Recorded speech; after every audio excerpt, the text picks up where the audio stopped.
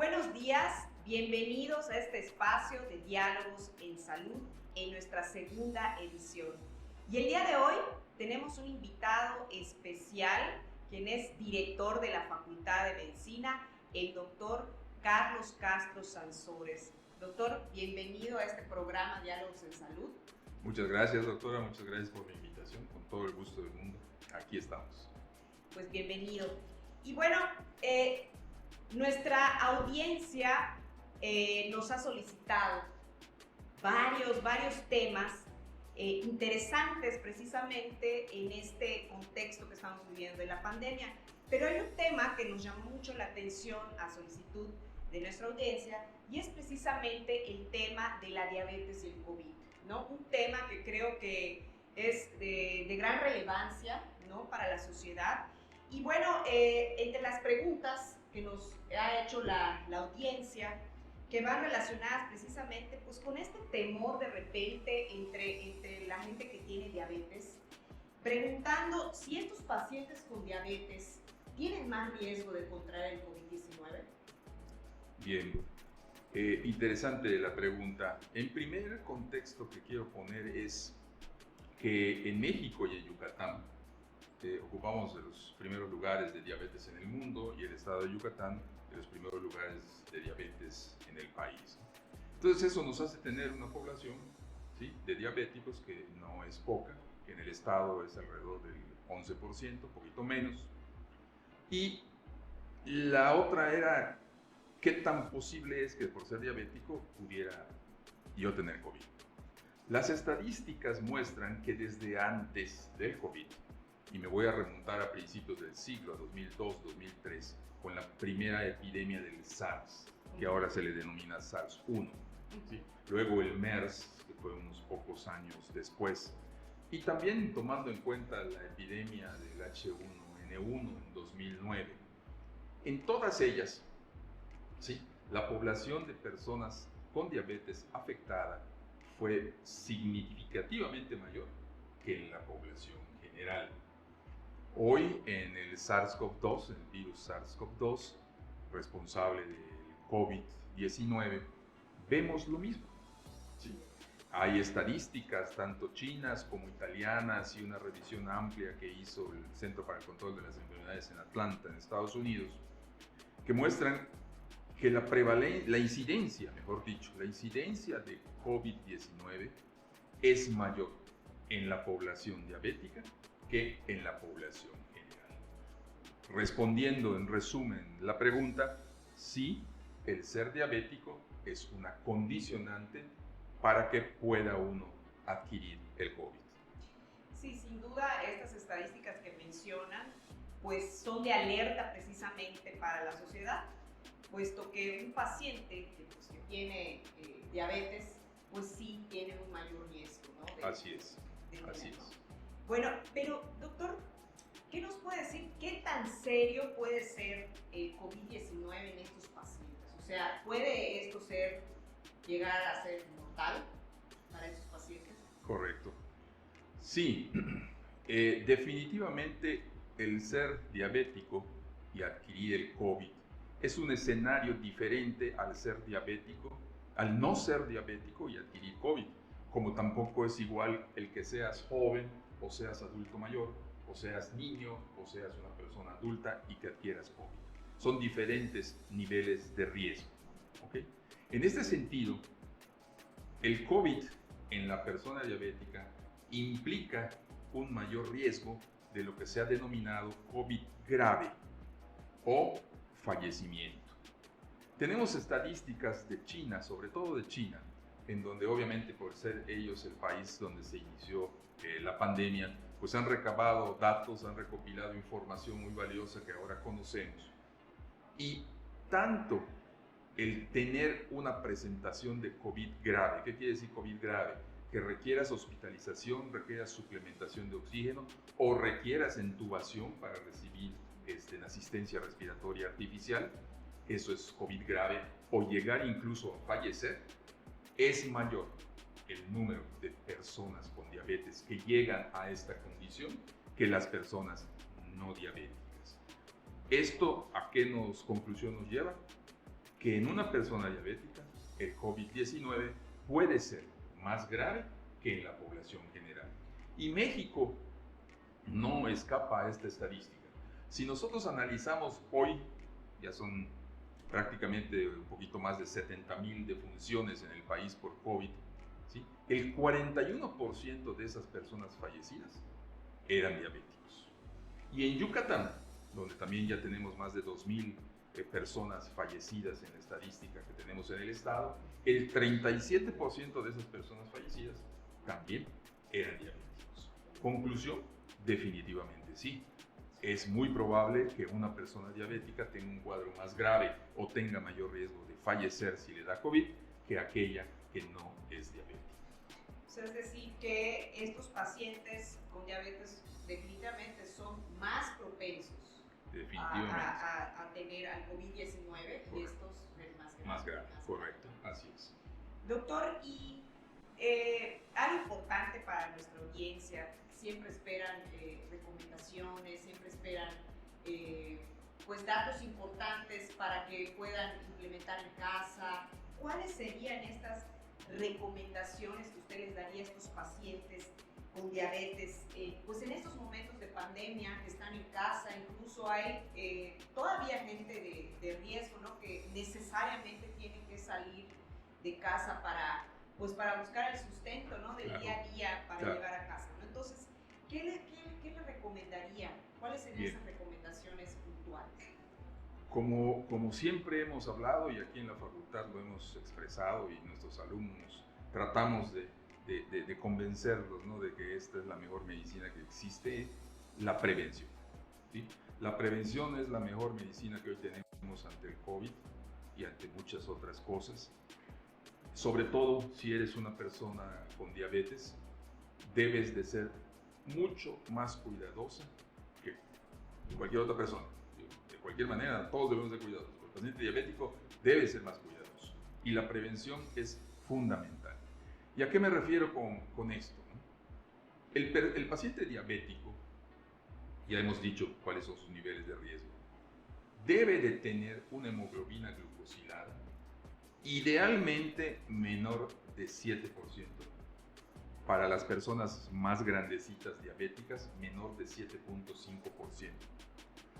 Que lo que nos está diciendo esta cifra es que su diabetes está bien controlada.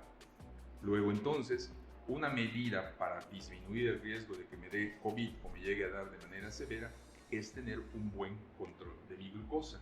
¿Y cómo lograrlo? Hay que tomar los medicamentos que tu médico te ha indicado, hay que tomar los medicamentos en las horas y en los horarios que se te ha indicado, hay que cuidar la alimentación, sobre todo evitar alimentos procesados y con alto valor calórico, suma cantidad de carbohidratos. Y si no hay un control satisfactorio de la glucosa, hay que consultar a tu médico. ¿Sí? Hay que ir con el médico para que él determine cuáles van a ser las medidas para alcanzar esas metas de control. Lo otro son las medidas universalmente conocidas y que hemos hablado mucho de ellas, ¿verdad? El distanciamiento, lavarse las manos, usar el cubrebocas al 100% es fundamental. Pero, como bien tú mencionabas, si eres una persona que por alguna circunstancia tienes diabetes, pero tienes que salir de casa, es fundamental, uno, que si tienes que salir, vayas a lugares amplios, grandes, preferentemente que a lugares pequeños. Si vas a salir, elige lugares también preferentemente abiertos a espacios cerrados. Ve a lugares donde no haya conglomeraciones de gente mayores, preferentemente que haya poca gente a donde tú vayas, y permanece el menor tiempo posible en ese lugar, ¿sí? Te va a disminuir las posibilidades de un contagio, ¿sí? Aplicando estas medidas que son de manera general, pero en particular el control de la glucosa del paciente diabético, minimizan o disminuyen significativamente el riesgo. Gracias, doctor. Sin duda, las medidas universales tenemos que continuar pues llevándolas a cabo, puesto que gracias a estas medidas, si las seguimos al pie de la letra, bueno, pues vamos a prevenir precisamente que nos podamos contagiar pues del COVID-19. Y bueno, y las recomendaciones que nos ha comentado el doctor respecto a los pacientes con diabetes, bueno, hay que seguir las recomendaciones, hay que darle seguimiento, hay que hacer los análisis correspondientes que nos indique el médico. Y bueno, estoy segura que si seguimos estas recomendaciones, pues vamos a tener menor riesgo de podernos contagiar con esta enfermedad. Así es. ¿No? Sin duda. Correcto. Creo que son las medidas que pues hay que continuar siguiéndolas. Y bueno, esto va a seguir por mucho tiempo, supongo, y que bueno, es la nueva normalidad, que tenemos que hacer cosas diferentes para el cuidado de nuestra salud. ¿No? Totalmente de acuerdo, ¿no? Ayer precisamente el secretario general de las Naciones Unidas hacía referencia a ello, ¿no? Que debemos de considerar en el tiempo, sí, que esta pandemia estará con nosotros al menos hasta el 2022, ¿sí? Lo cual pues es un buen número de tiempo, un buen número de meses. De tal manera que también lo que señalaste es válido, ¿no? Y muy válido. Tenemos que empezar a acostumbrarnos a que todas estas medidas que los médicos recomendamos, que la autoridad recomienda, que los medios de comunicación difunden, sea parte de este nuevo estilo de vida, ¿sí? Tenemos que acostumbrarnos a usar el cubrebocas, pero 100%, a lavarnos las manos las cantidad de veces que sea necesario hacerlo durante el día, a mantener un distanciamiento, a evitar acudir a lugares concurridos o eventos concurridos. Esa es parte de una nueva cultura social que tenemos que aplicar de ahora en adelante, porque la pandemia no va a durar un mes, una semana, quizá ni un año, puede durar más. Entonces tenemos que acostumbrarnos a esta nueva forma de vida. Hay estudios muy amplios que demuestran que con solo que una población use, el 100% de su población use el cubreboca, se disminuye hasta un 35% el número de casos que se van a dar en esa comunidad, solo con el uso correcto del cubrebocas. Entonces, hagamos caso a las recomendaciones todos y acostumbrémonos y adaptemos a nuestra vida estas nuevas medidas que lo único que pretenden, ¿verdad?, pues es garantizar la seguridad de la salud de la gente. Así es, doctor. Y aprovechando que nos comenta esas recomendaciones y que nos habla un poquito pues de estas medidas, no sé si nos pudiera usted comentar que es parte de un comité de salud, ¿no?, del gobierno del estado. Creo que es importante mencionarlo en este espacio, puesto que parte de esto que nos está comentando, ¿no?, es también la voz, ¿no?, de alguna manera entre la parte institucional de la universidad junto con el gobierno del estado. ¿Nos podría comentar brevemente? Claro, con gusto. Pues bueno, primero que nada, un gran honor el ser representante de nuestra universidad ante el Comité Asesor del Gobierno del Estado, que se instaló el día 15 de marzo de este año, justo cuando el primer caso en Yucatán se detectaba, ¿no? Esto representa desde luego también una gran responsabilidad, trabajar con profesionales que formamos este comité, cada uno con una experiencia muy amplia en diversos temas de la salud. Creo que enriquece y ha fortalecido las decisiones que el señor gobernador ha tomado. Y en este punto también debo comentar que el señor gobernador es una persona muy receptiva, muy abierta a escuchar las propuestas, comentarios y opiniones que nosotros hacemos, y de lo que nosotros discutimos en estas reuniones, pues él toma esos datos importantes que luego se traducen en políticas públicas en esta pandemia que estamos viviendo, ¿no? De tal manera que me siento muy honrado de representar a mi universidad en este comité, y que, por supuesto, siempre el único motivo de estar ahí, al menos de lo que a mí corresponde, ¿verdad?, es tratar de poner lo poco o mucho que pudiera yo saber al servicio de la sociedad, ¿no? Y creo que todos los que estamos en este comité lo que procuramos es ver siempre por la sociedad y por la salud de nuestra sociedad. En ese tenor estamos, en ese tenor llevamos ya 6 meses trabajando, y bueno, yo en lo particular me siento particularmente honrado de pertenecer a este comité. Qué maravilla, doctor, que pueda compartir, ¿no?, y externar pues sus puntos de vista, ¿no? a la sociedad, y que bueno, de alguna manera estos puntos de vista se tomen en cuenta, ¿no? Para posteriormente pues tomar medidas, ¿no? Para toda la población. Doctor, pues ha sido un gusto tenerlo aquí en esta segunda edición de Diálogos en Salud, aquí en su facultad. Muchas porque gracias. Pues gracias por brindarnos pues este espacio de estar compartiendo con usted, y bueno, a todo el equipo que pues nos hemos ahora sí enfocado a hacer este programa, que sin duda pues es parte de información valiosa para la comunidad, no solo la comunidad universitaria, sino para la sociedad, el público en general. Le agradecemos de verdad infinitamente que nos brinde este espacio de la El agradecido soy yo, y mis más sinceras felicitaciones a ti y a todo el equipo que conforma este proyecto, que estoy seguro tendrá un éxito garantizado, dado que lo que aquí se aporta pues es precisamente lo que tú dijiste, ¿no?